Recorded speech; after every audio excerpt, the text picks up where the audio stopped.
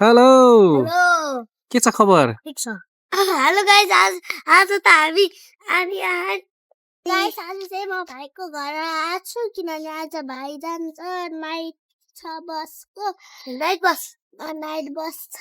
कहाँ जाने? लक्ष्मणले जान्छ भाइ त्यही भएर यस्तो खेल्न बोलाएको कि दिदीलाई आज गइहाल्यो भने त हामी पापाको काम छ मेरो नि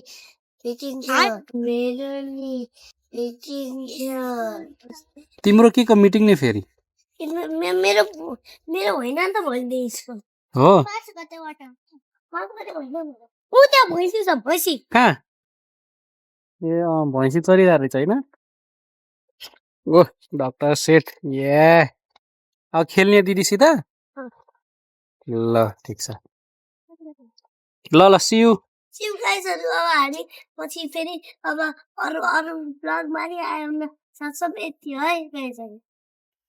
1 hour later. कहाँ छ खै? ओए यो त ठुलो भयो अलि सानो भनेको हैन म ठुलै भने ए होइन सानोमा भनेको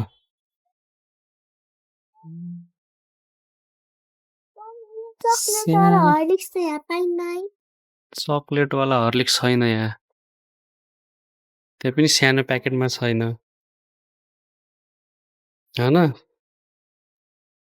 तो क्या किया जाए के गर्ने गएर हेरौँ न कता कता राख्ने ठाउँ है यसको पोजिसनै यही छ अब कहाँ गएर हेर्ने कता हिँड नि त ल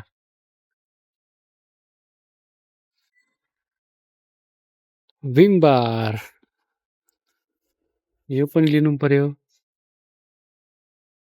वाट अब के भयो ल जाम न त अब छैन त के गर्छौ अरु ठाउँमा गएर खोजौँ न अरु ठाउँ भनेको कता यही कि बाहिर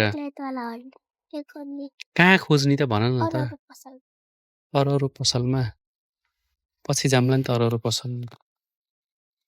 यहाँ पाइन्न के भाटबटिनी पाइन्छ भाटबटिनी जानुपर्छ भाटबटिनीमा पाइन्न कि चकलेट वाला पाउँछ के पाउन पुलस्ती हेरेको चाहिँ कहिले हेरेको पाउन त्यो कालो ढक्कनमा थिएन सेतोमा के रे उसमा थियो के अनि यो orange कलरको ढक्कन थियो 1 hour later. सो गाइस सबैलाई मलाई यस्तो चटपटी खान मन लाग्थ्यो त्यही भएर आज हामी फाइनली बनाउँदैछौँ चटपटी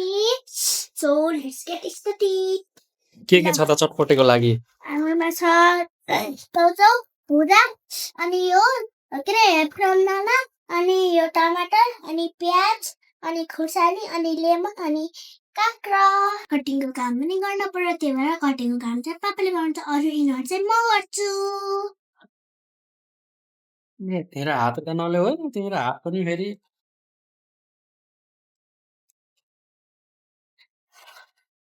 सबै यहाँ हालिदिनु भयो बाबाले यहाँ हालिदिनु भयो यहाँ चाहिँ टमाटर काट्दै हुनुहुन्छ खुर्सानी काट्दै हुनुहुन्छ अब चाहिँ खुर्सानी चप गर्नु पर्यो हैन कतिको पिरो खान सक्छौ तिमीलाई भन पिरो खान त सक्दिन धेरै अनि फेरि स्पाइसी नुडल फुल्की सुल्की चाट साट खान त को मन पर्छ तिमीलाई हैन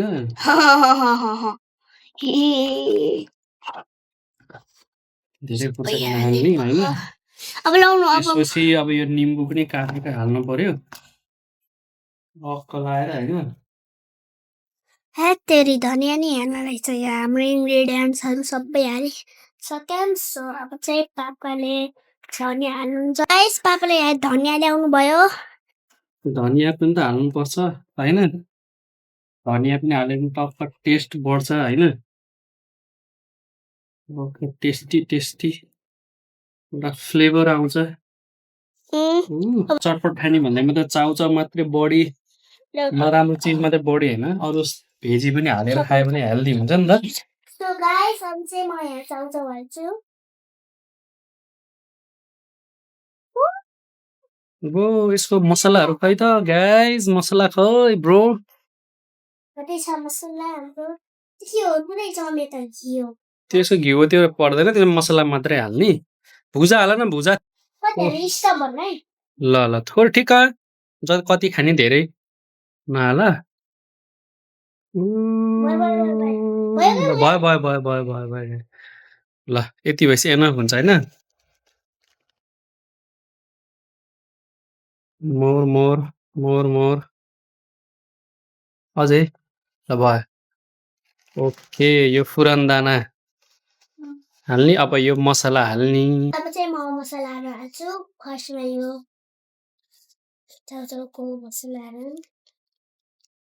हालेँ अब चाहिँ यो खुर्सानीको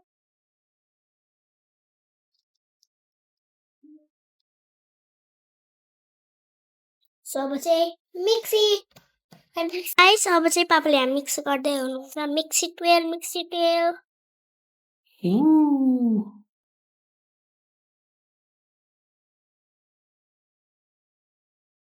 बुझा धेरै भयो क्या हो धेरै त अलिअलि भयो जस्तो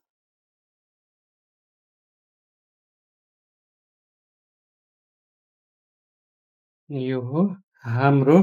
चटपटे तर हेल्दी चटपटे किनभने यसमा धेरै कलर्स छैन कलर्स अनवान्टेड त्यस्तो छैन भेजी पनि छ नि त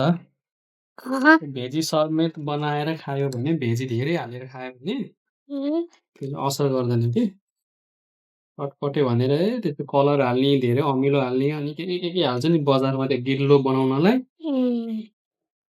के हाल्छन् नि होइन त्यसो होइन हामी घरकै सामान हाल्ने अनि हामी केही पनि छैन टेस्ट गर त कस्तो भयो आपको रियाक्सन हेरौँ त खै भाइ म ट्राई गरेँ त मिठो छ पहिला टेस्ट गर न तिमी म हस्